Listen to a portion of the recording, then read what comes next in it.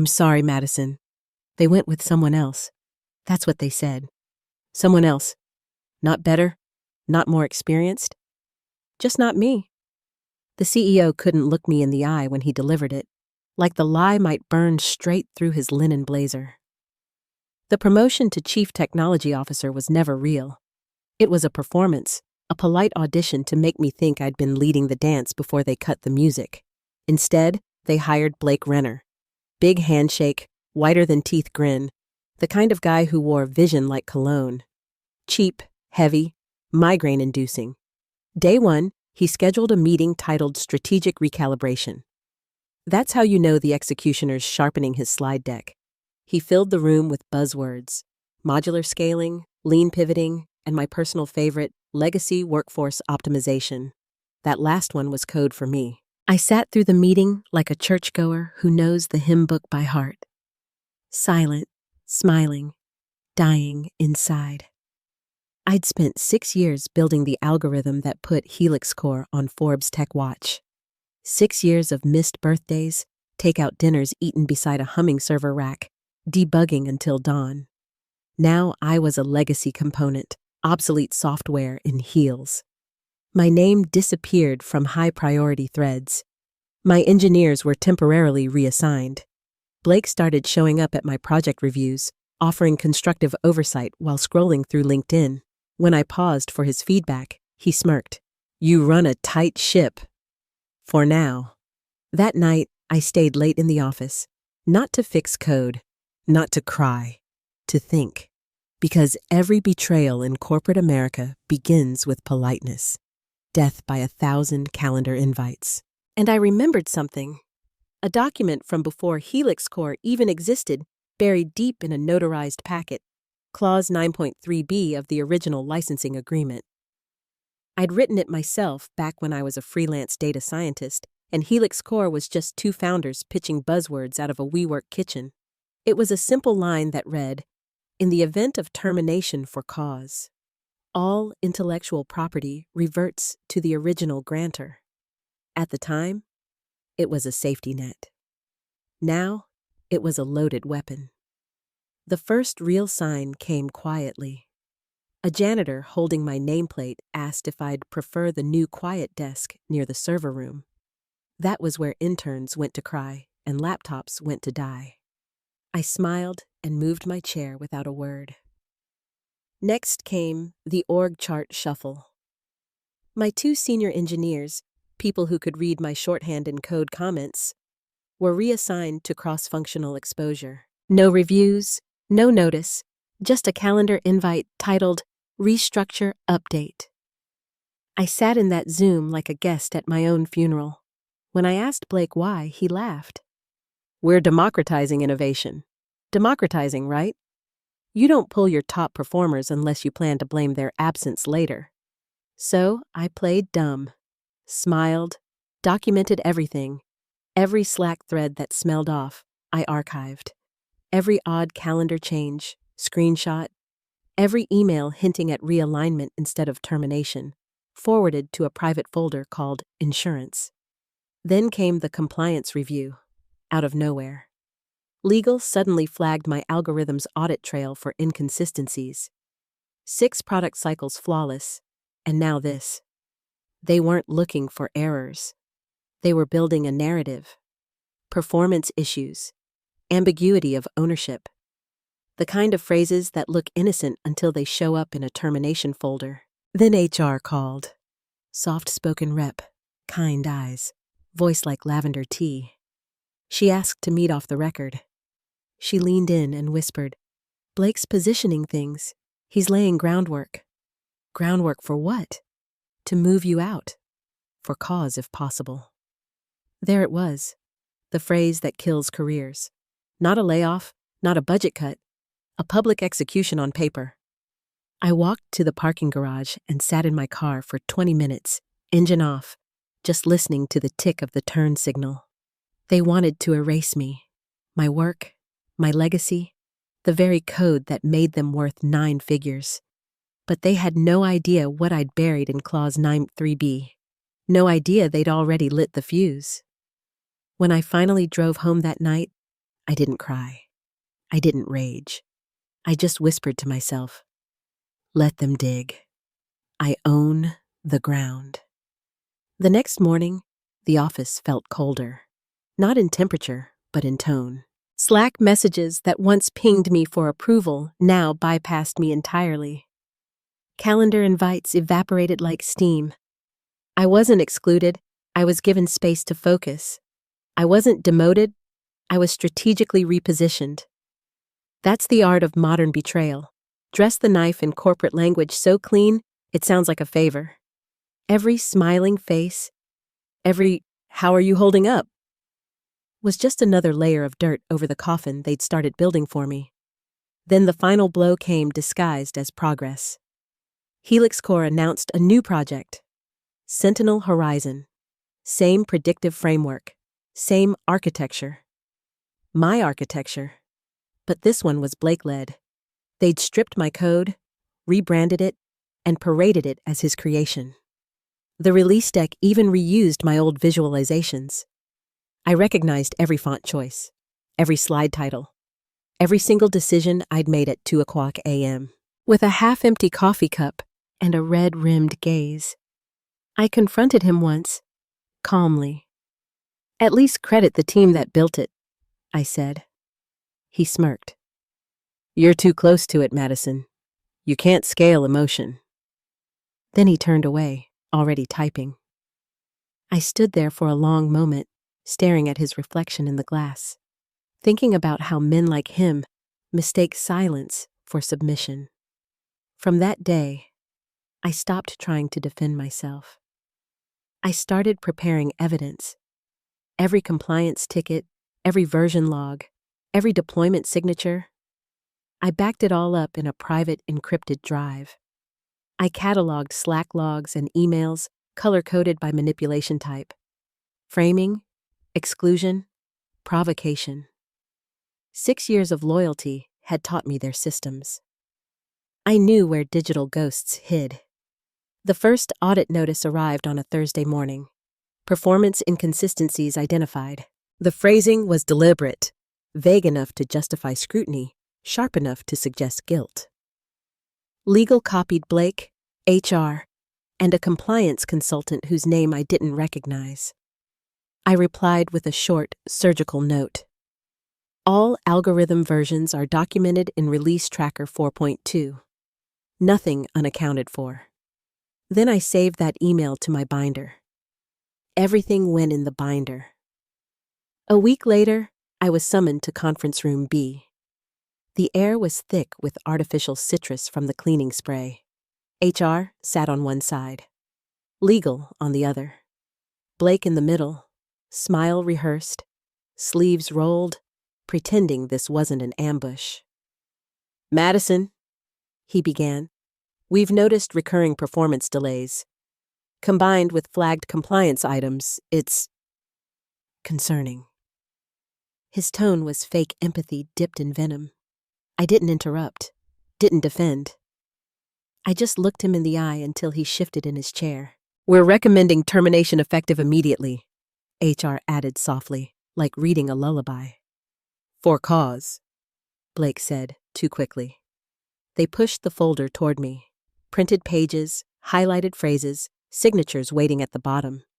Breach of performance metrics, non-compliance with revised ownership structure. The usual fiction. I scanned the text slowly, then looked up. Will I be allowed to collect my personal items? Yes, he said, smiling as if he'd already won. Security will escort you. I signed. One fluid motion. No tears, no outburst, just ink on paper. They thought they'd buried me, but I knew better.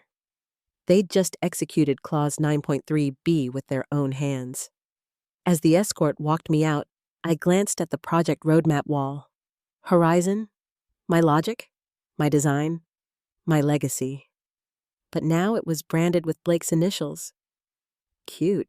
I smiled to myself, slid my badge into the trash, and stepped into the California sun.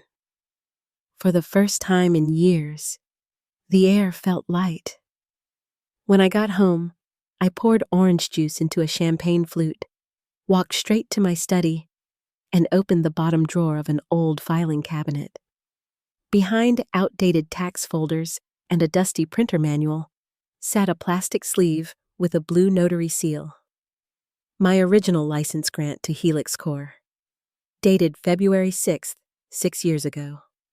Clause 93B glared up at me in clean, unambiguous text. In the event of termination for cause, all intellectual property rights revert to the original grantor, effective immediately upon notification. Back then, it had been a safety precaution. Now, it was a bomb. I sat back, smiled, and whispered, "You just fired the algorithm." The next morning, I opened my laptop not to look for jobs, but to start the paperwork. I wasn't out for revenge. Not yet. This was about precision. I drafted an email to a small Palo Alto law firm called Winslow, Harris & Cole. 3 women, 1 paralegal, no marketing department, and a lethal reputation for dismantling billion-dollar tech portfolios in silence. The subject line read, "Reactivation Inquiry, Clause 9.3b. I attached the notarized grant and hit send. By noon, they replied, "We've reviewed the document. Clause 9.3b is enforceable. Their ongoing acquisition process may already violate IP representation standards. Shall we proceed?" No drama, no hesitation, just professional annihilation written in Helvetica. "Yes," I replied. "Begin documentation."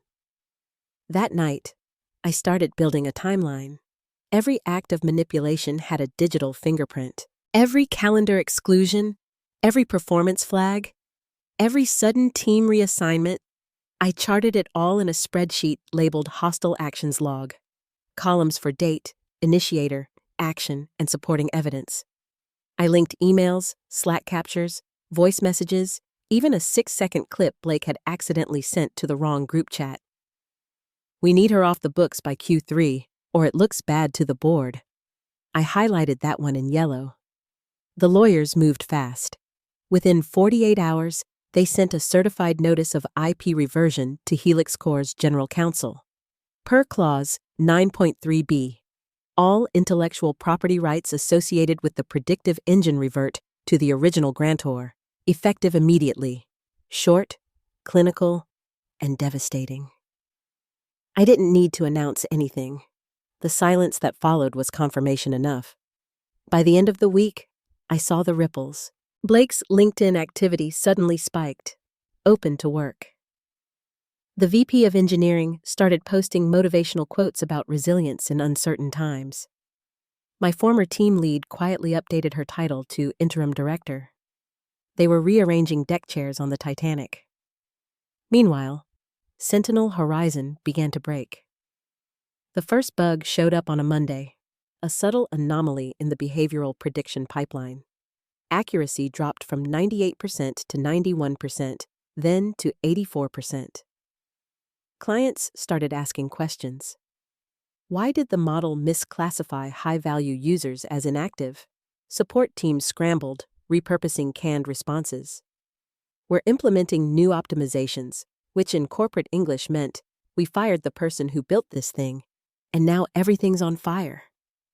I said nothing, didn't tweet, didn't leak. But I wasn't idle either. I called Daniel Trent, a friend from my early Helix Corps days who now worked for Delaney Consulting, a mid-tier risk assessment firm. Delaney handled due diligence for acquisitions, and as luck would have it, they'd just been contracted to audit Helix Corps' $150 million sale to a private equity group in Boston. When Daniel picked up, I asked, "Remember that IP clause I mentioned years ago?" He paused, then exhaled. "Oh, that clause."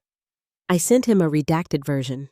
Enough detail to raise eyebrows, not enough to breach confidentiality. 2 days later, a recruiter I didn't know emailed me from a boutique advisory firm asking if I'd be open to consultation on AI compliance. The timing was too perfect to be coincidence.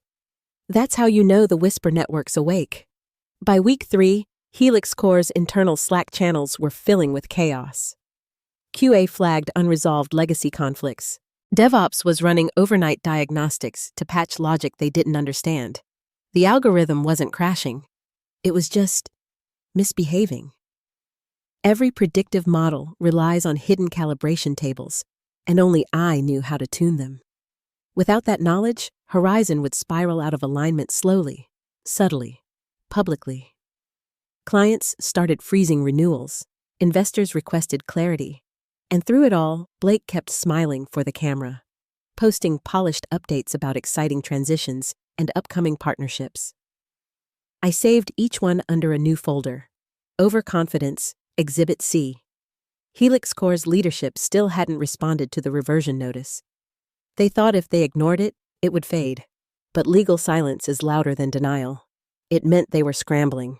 The lawyers at Winslow told me they'll either reach out quietly or try to proceed with the acquisition anyway. Perfect, I thought.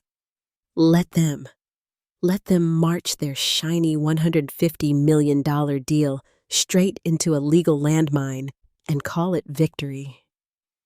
So I waited, binder open, coffee brewing, every file backed up twice, for the sound of glass cracking beneath their feet.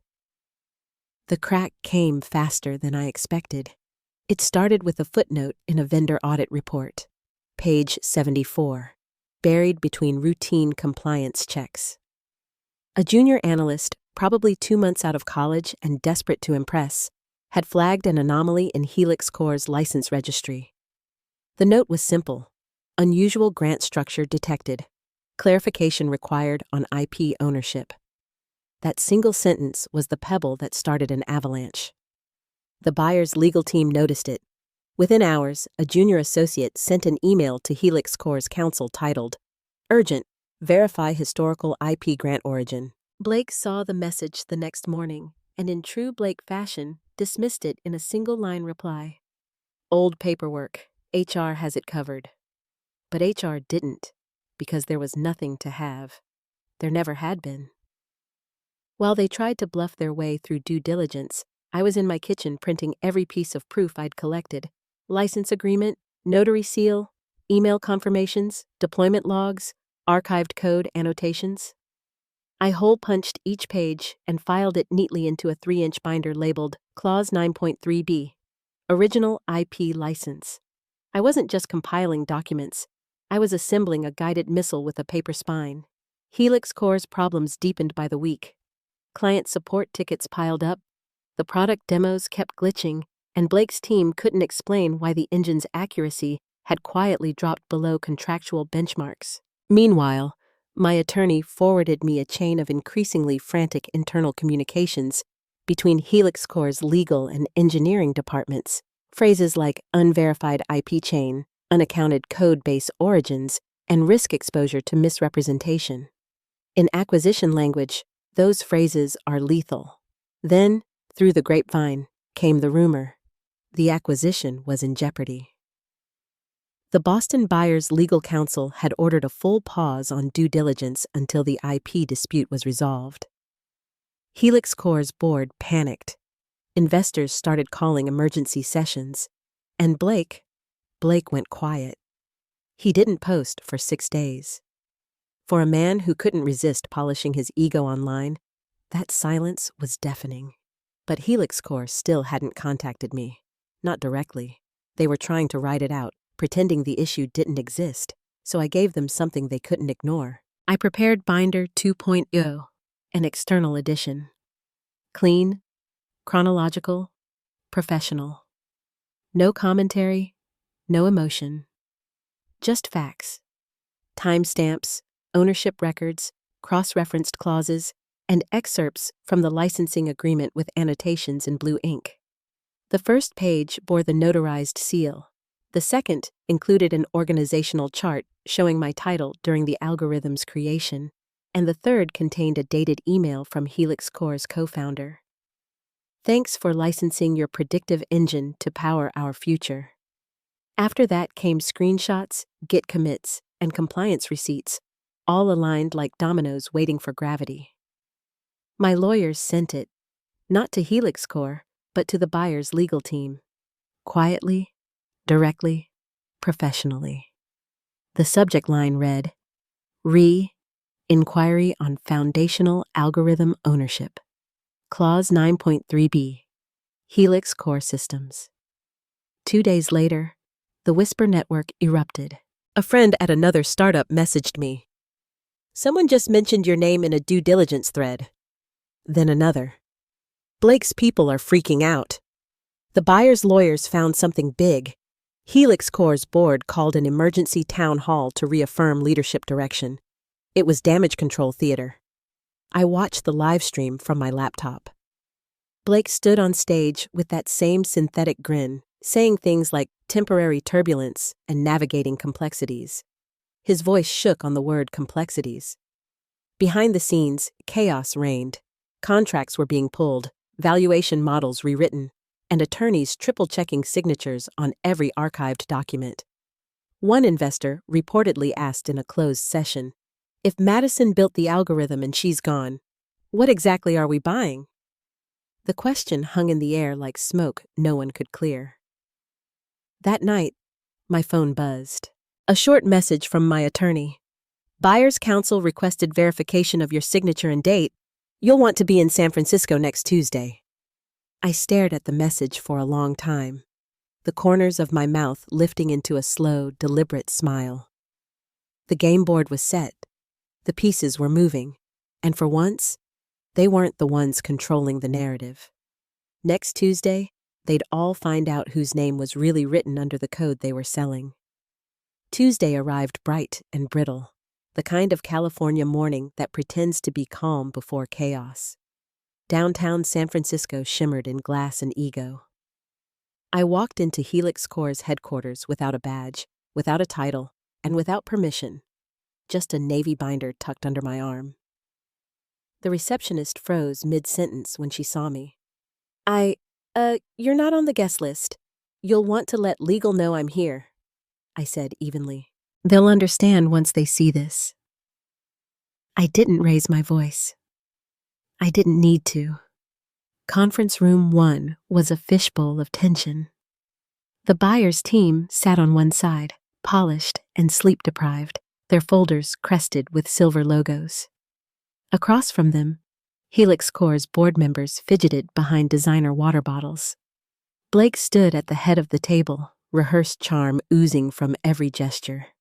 A notary sat quietly in the corner, polite, efficient, and about to witness the cleanest corporate implosion of her career. Blake was mid-pitch, clicker in hand, voice syrupy with buzzwords. "This acquisition isn't just about technology," he was saying. "It's about vision, culture, synergy." The door opened. Every head turned. "Madison?" he said, voice cracking slightly, eyes flicking toward HR for help that wasn't coming. "This is a closed—" "I know," I interrupted calmly, walking to the middle of the table. "That's why I'm here." I placed the binder down, its weight landing like punctuation. "Before anyone signs anything, you'll want to review this." Silence. Not the awkward kind. This was surgical silence, the kind that cuts through pretense. The buyer's lead counsel leaned forward, curiosity piqued. "And what is this exactly?" he asked. "Foundational IP grant," I said. "The one your team flagged as unusual." Blake laughed weakly. "This is nonsense. Outdated paperwork. She has no standing—" The lawyer opened the binder. The metallic click of the rings echoed like a gunshot. His eyes scanned line by line, moving faster, then slowing. Halfway through page 2, his expression changed, calm curiosity melting into dawning disbelief. "Is this notarized?" he asked quietly. The notary in the corner cleared her throat. "Yeah, February 6th, 6 years ago. Verified and sealed." The lawyer's tone hardened. "Clause 9.3b. In the event of termination for cause, all intellectual property rights revert to the original grantor." He turned to Blake. "This invalidates the IP transfer." "What?" One of the board members stammered. It's not theirs to sell, the lawyer said flatly. The license reverted the moment Ms. Reed was terminated for cause. Blake's face drained of color. That's absurd! She signed the employee IP assignment. No, I said evenly. You thought I did. I refused to duplicate the license during onboarding. There's an email trail. Sarah from legal can confirm. Whispers spread around the table like a virus. One investor muttered something under his breath. Another stood abruptly and stormed out, phone pressed to his ear. This is sabotage, Blake hissed. No, the buyer's counsel corrected him coldly. This is misrepresentation. You've been marketing a product built on intellectual property you don't legally own. The words hit like a sledgehammer. The air thickened. Even the hum of the AC seemed to pause. Blake tried to recover, hands raised in weak diplomacy. Let's not overreact. This can be clarified. We can negotiate. I didn't speak. I just watched. Watched as the buyer's lawyer closed the binder slowly, deliberately, like sealing a coffin. You can't acquire a company whose core IP is in dispute, he said. That single sentence detonated the deal. Board members shouted across the table. The CFO swore under his breath.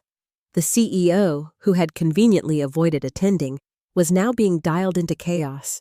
The notary looked down at her clipboard, expression unreadable. Blake stood frozen, clicker still in hand, as if one more PowerPoint slide might save him. Then my attorney, calm as a surgeon, slid an envelope onto the table. Certified reversion notice, she said. Filed this morning with the Secretary of State. Blake looked like a man watching his parachute detach mid-jump. You can't do this, he whispered. You already did, I replied softly. The room fell into complete silence. Everyone stared at me, some furious, some awed, a few quietly impressed. For years, they'd treated me like the invisible architect, the background process that kept everything running. Now they were seeing what happened when the code fought back. I stood, straightened my blazer, and said the line I'd been saving for 6 years. You didn't just fire me, I said. You fired the algorithm. Then I walked out. No theatrics, no backward glance, just the sound of my heels against glass and the echo of a deal collapsing behind me. 3 days later, the fallout made headlines, quiet ones at first, tucked between market briefs and tech acquisition updates. Helix Core Barton equity deal delayed, amid IP review. But anyone who understood the language of corporate spin could read between the lines. The deal's dead. By Friday, the whispers turned into full-blown panic. Investors demanded explanations.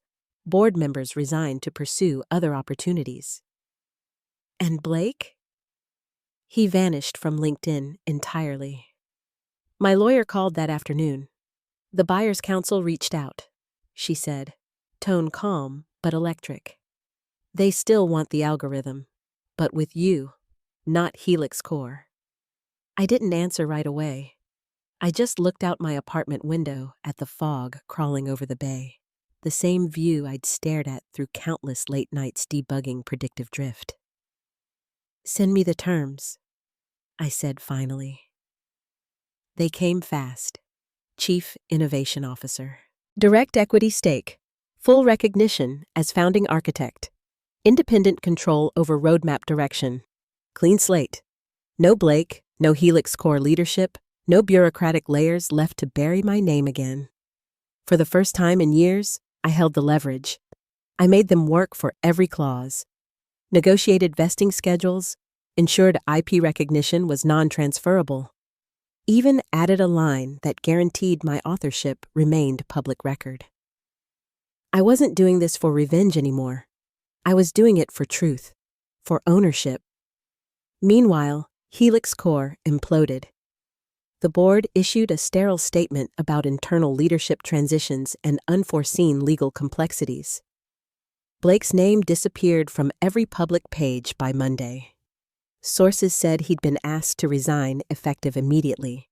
Investors were furious, the acquisition dead, the valuation halved overnight. What had been a $150 million empire turned into a cautionary tale passed around at startup mixers. Don't mess with your founder's clauses. I signed my new contract a week later. New company name, Northbridge Analytics, a direct competitor to Helix Core. The buyer restructured the acquisition, now purchasing the IP directly from me, not the hollowed shell that used to own it. My name sat in the center of every page. Every dotted line ran back to me.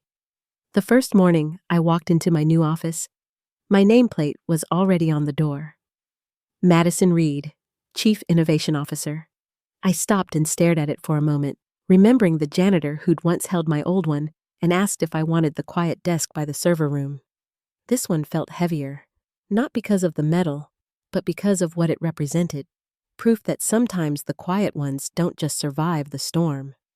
They are the storm. Inside, the workspace buzzed with quiet energy. Engineers, analysts, designers, all new faces, but eager. I set the binder on my desk, the same one that had detonated a $150 million illusion, and smiled. It wasn't a trophy. It was a reminder. Always document everything. Always write your own clause, and never underestimate the woman in the corner office who actually reads the fine print. That afternoon, a courier dropped off a single envelope with no return address. Inside was a folded sheet of Helix Core letterhead and a note written in careful, practiced handwriting. I underestimated you. You win. B. I read it once, smiled faintly, then slid it into a drawer. There was nothing to reply to. Blake hadn't lost to me. He'd lost to his own arrogance. By evening, as the city lights flickered to life, I stood by the window with a mug of coffee and breathed in that sharp, clean air that follows after something collapses and clears the space. The algorithm, the one they'd tried to steal, was alive again, fully mine, its architecture more stable than ever. It wasn't revenge anymore. It was rebirth. I thought of the last thing Blake had said before security escorted me out of Helix Core. You'll get nothing from the deal. He was wrong. I didn't lose the $150 million. I simply waited for it to come to me. Now, when I look back at everything, the fake smiles, the backroom maneuvers, the polite betrayals dressed in PowerPoint slides, I don't feel anger, just clarity. The kind that only comes when the people who tried to erase you are forced to read your name in the byline. They thought they fired me, but all they really did was set me free.